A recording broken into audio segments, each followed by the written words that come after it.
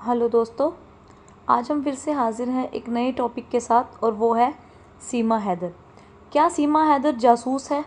आइए इस विषय पर खुलासा करते हैं। सीमा हैदर की तस्वीर आप देख सकते हैं। वो सचिन के प्यार में पड़कर आई है भारत। वह पहले पाकिस्तान से गई दुबई, दुबई से नेपाल और फिर नेपाल से भारत आई, वो भी 4-4 बच्चों के साथ। और बताती हैं कि पहले वो बहुत गरीब थी, 5वीं पास थी। अब मेन प्रश्न ये उठता है कि क्या 5वीं पास के लिए, स्पेशली किसी महिला के लिए, ये सब कर पाना पॉसिबल है? पासपोर्ट बनवाना, वीज़ा लेना, सिम लेना, पैसों का जुगाड़ बिठाना। मुझे तो नहीं लगता कि 5वीं पास कोई महिला ये सब कर सकती। और अब सीमा हैदर भारत आ गई है तो पाकिस्तान से भी धमकी मिलनी शुरू हो गई है कि सीमा हैदर को नहीं लौटाया तो वहाँ के रहने वाले लोगों के साथ बुरा होगा, जो कि वो कर भी रही हैं। वहाँ के मंदिरों पर रॉकेट से हमला किया गया है, 30 हिंदुओं को बंदी बनाया गया है, ये सब उसके साथ किए गए हैं। तो आइए अब देखते हैं कि यूपी क्या कर रही है, पुलिस क्या कर रही है। यूपी यानी यूपी एंटी टेररिस्ट स्क्वाड सीमा से पूछताछ कर रही है और कुछ रिपोर्ट के खुलासे भी हुए हैं।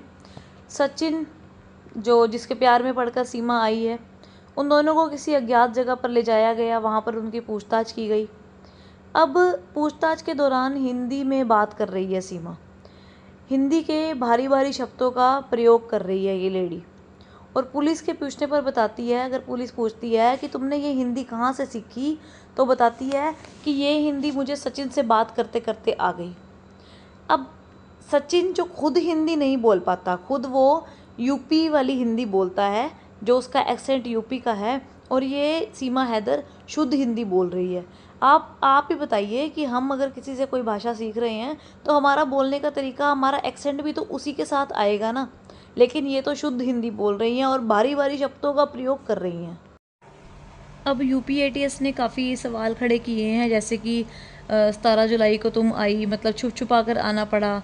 ऐसा तुमने क्या किया कि तुम आराम से पाकिस्तान से दुबई पहुंच गई, वहां से नेपाल पहुंच गई, वो भी 2 बार, और फिर 4 बच्चों के साथ तुम भारत में भी एंटर हो गई।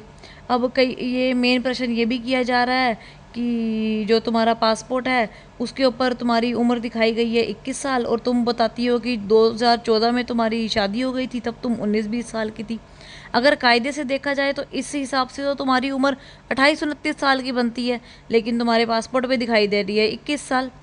अब एक क्वेश्चन ये आता है कि उसको पूछा जा रहा है कि तुम्हारा भाई रेंजर है, चाचा फौज में है, तो उन्होंने तो तुम्हें यहाँ नहीं भेजा, मतलब ISI ने तो तुम्हें यहाँ नहीं भेजा। अब सीमा हैदर से पूछा गया कि पासपोर्ट कैसे बनवा लिया, अपना भी पासपोर्ट, चारों बच्चों का पासपोर्ट, वो भी बच्चों के नाम चेंज करवा के, किसी की उम्र छोटी लिखवा के, और अपना पासपोर्ट, अपना एक नहीं 2-2 पासपोर्ट कैसे आ गए। पैसे, मेन बात, पैसे इतने सारे कहाँ से आए।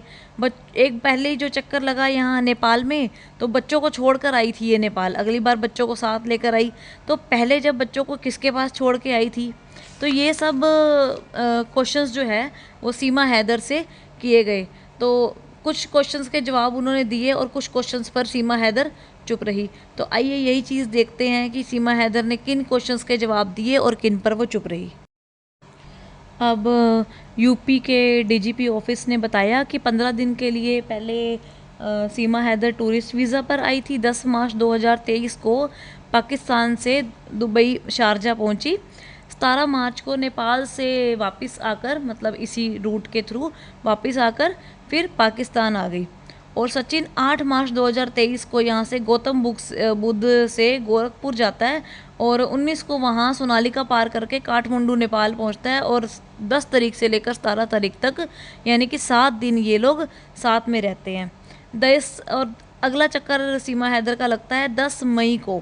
ये फिर से नेपाल आती हैं, मतलब वहाँ पाकिस्तान में अपने बच्चों के पासपोर्ट बनवा कर, नाम बदल कर, उम्र कम करवा कर नेपाल पहुँचती हैं और वहाँ से इंडिया एंटर कर जाती हैं।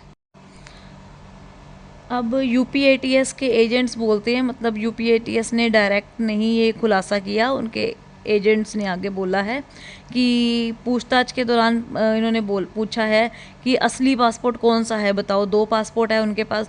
तो उस पर सीमा डरती भी नहीं है जवाब देते हुए, आराम से बैठी हैं वहाँ पर, जवाब दे रही हैं कि पहले पासपोर्ट में सीमा लिखवाया हुआ था, दिक्कत आ रही थी, इसीलिए दूसरे पासपोर्ट मुझे बनवाना पड़ा और उसमें सीमा गुलाम हैदर लिखवाना पड़ा। और फिर अगला सवाल मैंने आपको बताया था कि पूछा जा रहा है कि तुम्हारा भाई और चाचा ने भेजा है, वो लोग आर्मी से बिलोंग करते हैं, तो तुम्हें आईएसआई तो नहीं भेजा? तो कहती है नहीं, चाचा और भाई से मिले हुए मुझे बहुत समय हो गया है, मुझे तो आईएसआई पता ही नहीं है क्या होता है, मैंने कभी सुना भी नहीं है। मैंने यहाँ पर टीवी में आकर सुना है कि आईएसआई भी कुछ होता है, मैं तो सिर्फ सचिन के लिए यहाँ पे आई हूँ। अब पूछा गया कि तुम्हारे भाई और जो चाचा हैं वो फ़ौज में हैं, आईएसआई तुम कैसे नहीं जानती?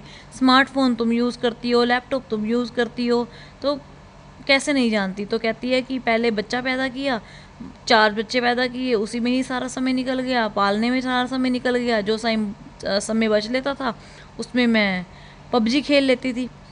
तो इसकी इंग्लिश बहुत अच्छी है सीमा हैदर की ना, तो उन्होंने पूछा कि चलो ठीक है हम मान लेते हैं, अब ये बताओ कि तुम्हारी इंग्लिश बहुत अच्छी है, हो तो तुम 5वीं पास, तुमने इंग्लिश कहाँ से सीखी?